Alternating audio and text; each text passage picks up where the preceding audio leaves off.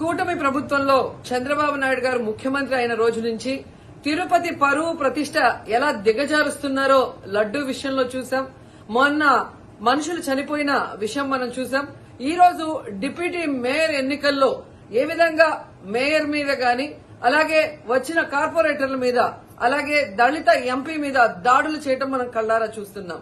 ఒకవైపు వైఎస్ఆర్సీపీ నాయకులు మాకు అవసరం లేదంటూనే చంద్రబాబు నాయుడు లోకేష్, మరోవైపు తమ నాయకులతో ఏ విధంగా కార్పొరేట్ల మీద బస్సు మీద అలాగే మేయర్ మీద ఎంపీ గారి మీద దాడి చేశారు, రాళ్లతో కొట్టారు, బూతులు తిట్టారు, కొంతమందిని కిడ్నాప్ చేసి తీసుకెళ్లడం మనం కళ్ళారా చూస్తున్నాం. ఇవన్నీ కూడా పోలీసులు చూస్తుండగానే వాళ్ళ ప్రేక్షక పాత్ర వహించినప్పుడే జరగటం అనేది ఈ రాష్ట్రంలో లా అండ్ ఆర్డర్ ఎంత ఘోరంగా ఫెయిల్యూర్ అయిందో మనకు అర్థమవుతుంది. అండ్ పవన్ కళ్యాణ్ గారు మీ ఎమ్మెల్యే, జనసేన ఎమ్మెల్యే తిరుపతిలో ఎంత దిగజారిపోయి ఈ రోజు కార్పొరేటర్ని కిడ్నాప్ చేస్తున్నారో ఒకసారి గమనించండి.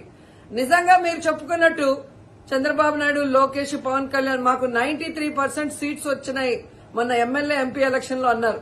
మీది ఈవీఎం గెలుపు అని అందరూ కూడా అనుకున్నారు. అదే నిజం అనేది ఇక్కడ మళ్లీ ప్రూవ్ అయింది.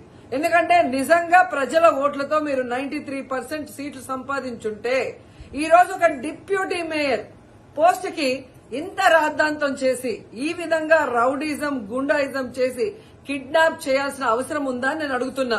మీకు దమ్ము ధైర్యం ఉంటే, ప్రజలు మీ పక్షాన ఉన్నారు, మీ ప్రభుత్వం సక్రమంగా పనిచేస్తుంది, ఇచ్చిన హామీలు నెరవేరుస్తుంది అని మీరు నమ్ముంటే ఈ కార్పొరేటర్లతో రాజీనామా చేయించి మీ గుర్తు మీద గెలిపించుకొని మీరు ఎన్నికలు జరిపించుంటే ప్రతి ఒక్కరు మిమ్మల్ని శభాష్ ఉంటారు. కానీ ఇక్కడ జరిగే ఒక డిప్యూటీ మేయర్ ఎన్నికలకే ఈ విధంగా ఒక మహిళని చూడకుండా మేయర్ ని ఏ విధంగా హ్యూమిలేట్ చేస్తున్నారు, ఆమె మీద దాడి చేస్తున్నారు, అలాగే ఒక దళిత ఎంపీ గురుమూర్తి గారి మీద ఎలా బూతులతో తిట్టి దాడి చేస్తున్నారో టీవీలో అందరూ గమనిస్తున్నారు. సో మీరు ఫెయిల్యూర్ అయ్యారు.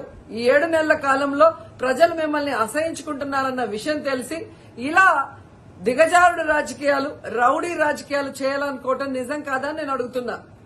ఒకవైపు ఎలక్షన్ కమిషన్ మేము రిక్వెస్ట్ చేస్తున్నాం, ఇలాంటి కూటమి ప్రభుత్వం చేసే ఈ దారుణాలకి ఫుల్ స్టాప్ పెట్టండి. ఎవరైతే ఈ రోజు దాడి చేశారు, బూతులు తిట్టారు, కిడ్నాప్ చేశారో ఆ తెలుగుదేశం, జనసేన నాయకులందరూ కూడా టీవీల్లో కనిపిస్తున్నారు. వాళ్ళందరినీ కూడా అరెస్ట్ చేసి వాళ్ళకి పనిష్మెంట్ ఇవ్వాలి. అలాగే ఎన్నికలు, డిప్యూటీ మేయర్ ఎన్నికల్ని ప్రజాస్వామ్యబద్దంగా నిర్వహించాలని ఈసీని డిమాండ్ చేస్తున్నాం. అలాగే చంద్రబాబు నాయుడు, లోకేష్, పవన్ కళ్యాణ్ కి తెలియజేసుకుంటున్నాం, మీకు ప్రజల పక్షాన నిలబడి ప్రజలకి మంచి చేశాము అన్న నమ్మకం ఉంటే మీకోసం ఎవరైనా వస్తే వాళ్ళతో రాజీనామా చేయించి మీ పార్టీ గుర్తు మీద మీరు ఎన్నికలకి వెళ్ళండి.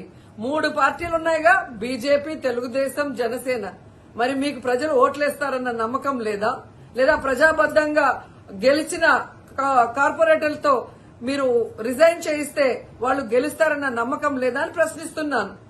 సో ఒకసారి తిరుపతికి అమిత్ షా వచ్చినప్పుడు ఎలా బ్లాక్ ఫ్లాగ్స్ ఊపటం అలాగే రాళ్లు వేయటం అనేది మనం గమనించాం. వాళ్ళు మర్చిపోయి ఉండొచ్చేమో గాని ఈ రోజు రాష్ట్రం అంతా కూడా చంద్రబాబు నాయుడు తిరుపతికి ఎవరొచ్చినా, తిరుపతిలో ఏం జరిగినా, ఏ విధంగా దిగజారుడు రాజకీయాలు చేస్తూ తిరుపతి పరువు ప్రతిష్ట మరి దిగజారుస్తున్నారో అందరూ గమనించి వాళ్ళకి బుద్ధి చెప్పాలని కూడా ప్రజల్ని కోరుకుంటున్నాను.